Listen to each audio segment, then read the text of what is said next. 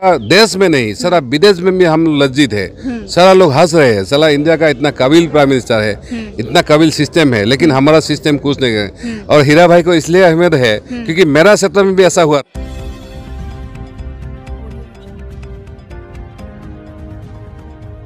रहा है, क्या कहना चाह रहे हैं? तो हमारा यही कहना है, मणिपुर के लिए सारा जिम्मेदार सेंट्रल गवर्नमेंट है। इसलिए हम बोला है मोदी जी को, अमित शाह को इसका जिम्मेदारी लेके रिजिग्नेशन देना चाहिए और किसी को जिम्मेदारी देना सब मणिपुर संभाल सकता है। लगातार वहाँ के लोगों के पास जो है AK-47 आ रहा, हथियार आ रहे हैं। देखिए आ भी जाए, क्योंकि मणिपुर का हालत ऐसा बन गया है, चाहे माँ हो, बेटी हो, भाई हो, अपने को बसल, उसके पूरा सिस्टम को भरोसा उठ गया है। इस सिस्टम पर भरोसा उठ गया, इसलिए वो ये कर रहे हैं। ये सही गलत हम नहीं बोलते हैं, लेकिन ये मजबूरी है उसका। हमने इसलिए बोला है तो आप लोग परित्याग करो, अगर आप नहीं कर सकते हम जैसा लोग और हमारा जितना सिविल उसको जिम्मेदारी दो, हम 48 आवर में मणिपुर कंट्रोल कर लेंगे। संसद में जो है अविश्वास प्रस्ताव आ रहा, जरूर मुझे लगता है नेक्स्ट अगले सप्ताह में आएगा। अभी तो मोदी जी मजबूर है, उसको आना ही पड़ेगा सब। जिस तरीके से कहा जा रहा है, जैसे मैतेई समाज के लोग हैं तो उधर कुकी की दोनों तरफ से की जा रही है हिंसा, एक दूसरे से दोनों जो है वो काट मार पीट रहे हैं। देखो उन्होंने 1950 में हमारे भारत के साथ इसलिए जुड़ा हुआ है ताकि ऐसा जब माहौल आएगा, ऐसा जब मौका आएगा तो भी इंडिया ने हमको मदद करेगा। तो हम लोग क्या कर रहे हैं? आज बोल रहे हैं, आज मोदी जी राजस्थान में है, वो घोषणा कर रहे हैं, इलेक्शन के लिए बोल रहे हैं। उसके लिए इलेक्शन जरूरी है, ये हमारा पब्लिक का सिक्योरिटी और माँ बहन का इज्जत जरूरी है। सवाल उनके ऊपर है और आज इस सवाल के लिए हम यहाँ बैठा हुआ है। लगातार कहती है बेटी बचाओ बेटी पढ़ाओ। देखिए यही सरकार के तले सबसे ज्यादा बेटी, चाहे दलित हो, चाहे आदिवासी हो, चाहे हमारा जो भी हो, अत्याचार उत्पन्न हुआ है।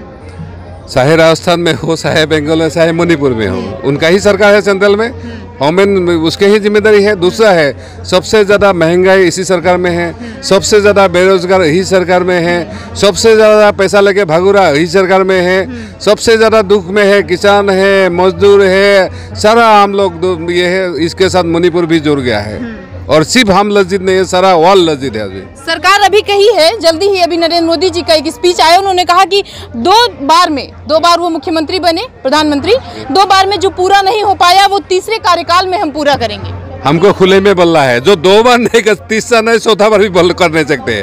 तो इसलिए इस बात तय है, मोदी जी जरूर कुर्सी उसका जाएगा। कौन आएगा हमको पता नहीं है, लेकिन मोदी जी जाएगा। लेकिन सर अगर कुर्सी जाएगी तो कोई ना कोई तो बनेगा, प्रधानमंत्री कुर्सी लेगा। विपक्ष में भी तो कोई नहीं है, आप इस बात को देखिए।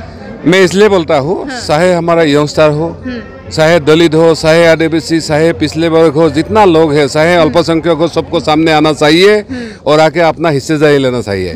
हमने बोला अपना हिस्सेदारी ले, किसी भाजपा पे ऊपर, किसी कांग्रेस पे ऊपर भरोसा मत करो, क्योंकि एनडीए भी थोड़ा ऐसा है और इंडिया भी ऐसा है। ये अगर 15-20 साल चला है, वो तो 50 साल चला है। सर विपक्ष जो है वो लगातार ये कह रहा था कि अभी तक वो देश विदेश घूम रहे हैं, लेकिन मणिपुर पर उन्होंने सिर्फ और सिर्फ 36 सेकंड बोला। आपकी क्या राय है?